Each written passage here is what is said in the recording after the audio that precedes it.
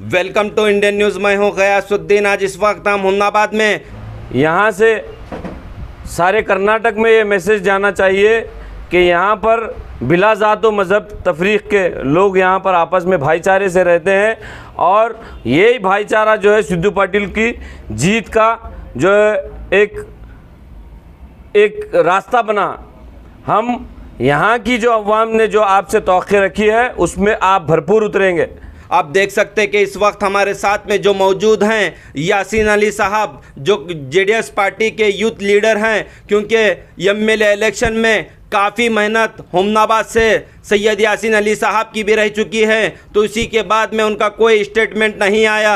तो इसीलिए आज हम उनके पास में आए हैं कि वो वोटर्स जितने वोट्स उनको डाले हैं उन्हीं को लेकर क्या कहना चाहेंगे, और भी बहुत सारे सवाल जवाब सैयद यासीन अली साहब से हम करेंगे। तो आइए जानेंगे सैयद यासीन अली साहब से कि इसी को लेकर वो क्या कहते हैं। कांग्रेसियों की तरफ से कि सीएम फैज़ साहब सरेंडर हो गए हैं, ये झूठ फैलाकर, ये भ्रम फैलाकर, ये तो काम वो हमेशा से झूठ फैलाना, लोगों को गुमराह करना, बार बार झूठ बोलना, इनका जो है हमेशा से ये पेशा रहा है कांग्रेसियों का।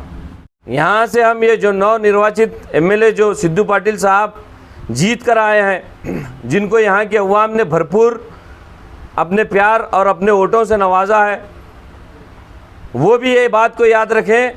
प्रोटेस्ट कर रहे थे, वो प्रोटेस्ट में आप कहे थे कि 2023 में हम बताएंगे कि इसी तरह जो खामोश रह रहे राजशेखर पाटिल साहब के तरफ निशाना था आपका, तो आवाज़ नहीं उठा रहे बोल के।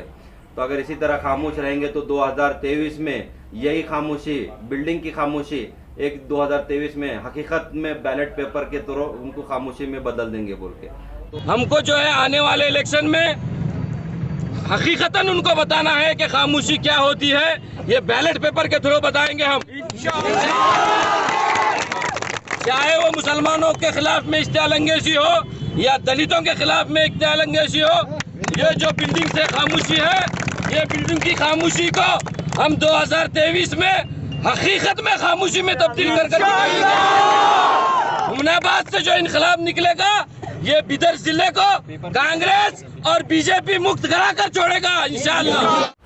अवाम का जितना भी शुक्रिया अदा किया जाए वो कम है, क्योंकि 6 महीने से कम वक्त में जो लोगों ने यहाँ पर हमारे ऊपर भरोसा जताया, हमारे लीडर पर भरोसा जताया। अस्सलाम वालेकुम, नमस्ते, आदाब। मैं Syed Yasin Ali, youth leader JDS Humnabad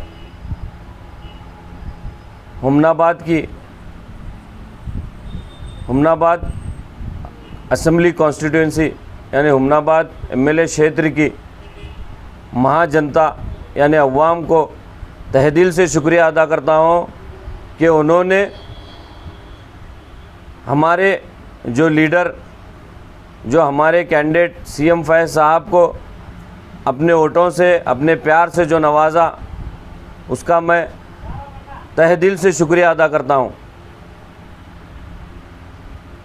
यहाँ के अवाम का जितना भी शुक्रिया अदा किया जाए वो कम है, क्योंकि 6 महीने से कम वक्त में जो लोगों ने यहाँ पर हमारे ऊपर भरोसा जताया, हमारे लीडर पर भरोसा जताते हुए अपना जो प्यार और मोहब्बत से नवाजा, वो एक काबिल तारीफ़ है।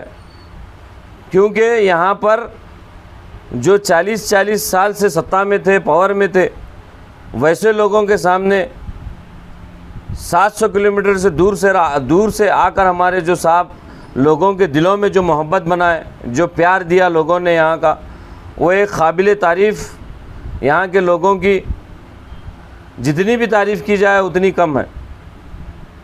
और ये जो 26,000 वोट यहाँ के लोगों ने हमारे जेडीएस पार्टी को और ख़ास कर हमारे सीएम फैज़ साहब को दिया है, वो एक एक निष्ठावंता कार्यकर्ता की मेहनत, दिन रात की मेहनत है। और वो बिना पैसों के वोट है।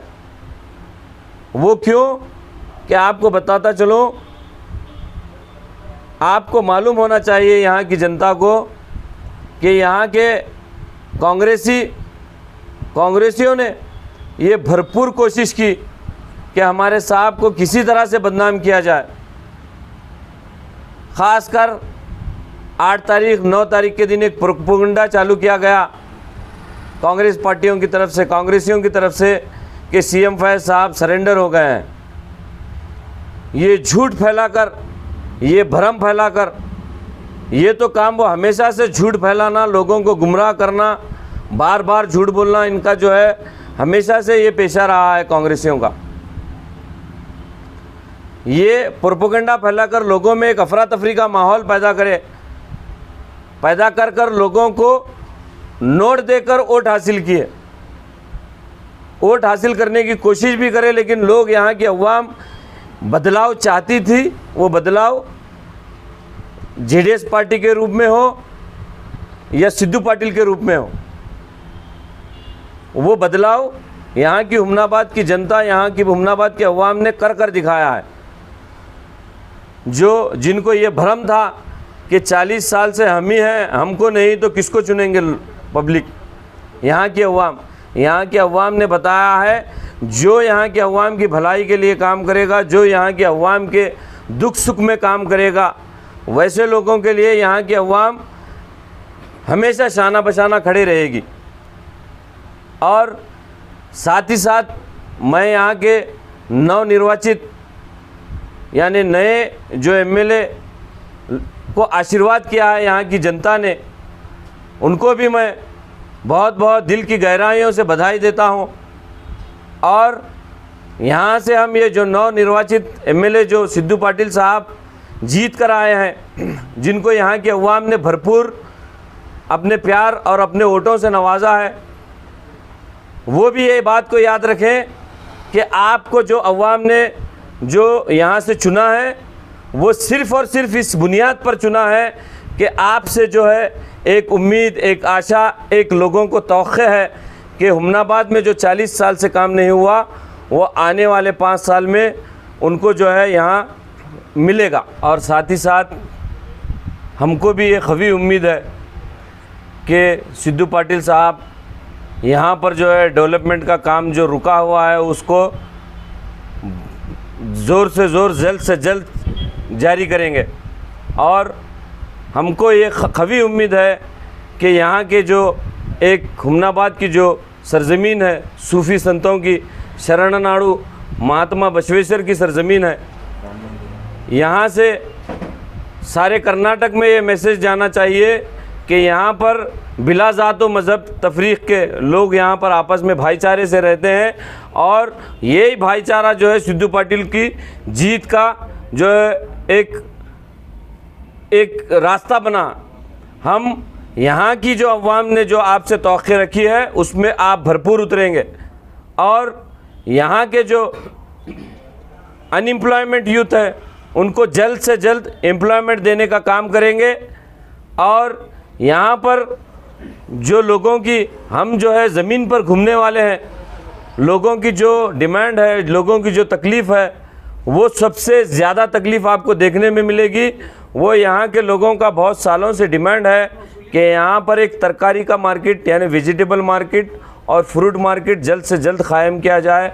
और यहाँ पर सीनियर सिटीजन्स हो, यूथ हो, महिलाएं हो, उनको जो है वॉकिंग करने के लिए एक फुटपाथ, वॉकिंग पाथ नहीं है, उसका जल्द से जल्द यहाँ पर जो है एक जल्द से जल्द उसको अमल में लाना और जल्द से जल्द वो काम को जो है जारी करना, हमारा सिद्धू पाटिल साहब से ये मुतालिबा है। जी, तो हमें ये भी देखने में आ रहा है कि आपके फेसबुक पेज की आईडी से कि आपका एक वीडियो देखे कि हम मिशन कंप्लीट बोल के, वो मिशन कंप्लीट क्या बोल के वीडियो था कि आप एक बयान दिए थे 1.5 साल पहले कि महेश अगड़ी के हेड स्पीच को लेकर एक आप प्रोटेस्ट करे थे। वो प्रोटेस्ट में आप कहे थे कि 2023 में हम बताएंगे कि इसी तरह जो खामोश रह रहे राजशेखर पाटिल साहब के तरफ निशाना था आपका, तो आवाज़ नहीं उठा रहे बोल के। तो अगर इसी तरह खामोश रहेंगे तो 2023 में यही खामोशी, बिल्डिंग की खामोशी, एक 2023 में हकीकत में बैलेट पेपर के थ्रू उनको खामोशी में बदल देंगे बोल के। तो आपको क्या लगता है कि बिल्कुल आपका भी थोड़ा ये था कि बिल्डिंग की खामोशी हकीकत में खामोश होना चाहिए? नहीं, ये हमारा मुतालबा नहीं था। लोगों में हम उठना बैठना, लोगों से उनके जो है दुख तकलीफ़ में उनके साथ में रहना, ये हमारा शुरू से प्रोग्राम है। हम शुरू से लोगों में उठते बैठते हैं, ख़ास कर गरीब तबके में। वहाँ से एक मैसेज क्या मिलता है लोगों को, अरे भाई कोरोना के जैसा ऐसा कोरोना के जैसी बीमारी गई, एमएलए साहब से हमको जो है कोई हमारे को सहूलत नहीं दी गई। मैं आपको बताता चलूँ, 150 रुपये का मुरमुरे का थैला 300 साढ़े 300 रुपये में, जो गरीब लोगों का जो है एक ग़िज़ा है, मुरमुरे का थैला 500 रुपये में बेचा। उस पर कोई कंट्रोल यहाँ का एमएलए साहब का नहीं था। यही जो एमएलए साहब आज जो है लोगों को जो है नोट के बदले वोट खरीदने का काम किए, यही पैसा अगर कोरोना में ये जो अवाम पब्लिक परेशान थी, जब अगर उनका साथ देते तो आज मैं उम्मीद रखता हूँ कि ये जो हुमनाबाद के वोटर्स थे, हुमनाबाद की अवाम थी, उनको एक वोट एक नोट देती थी। इनको पैसा खर्चने की ज़रूरत नहीं थी। ये बात को एमएलए साहब नहीं पहचाने, नहीं वहाँ पे पब्लिक की तकलीफ़ को। हमारा कोई ऐसा मिशन नहीं था, कोई ऐसा ये नहीं था कि एमएलए साहब को जो है 2023 में हराना बोलकर। पब्लिक जो है एक अंदर से एक इरादा कर चुकी थी कि यहाँ से जो है एमएलए साहब को हटाना है, नए चेहरे को लाना है।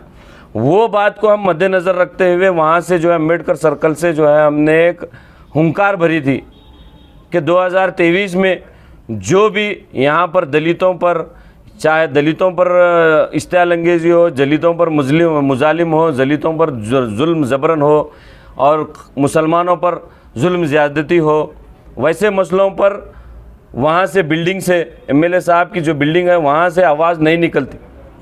क्या वजह है?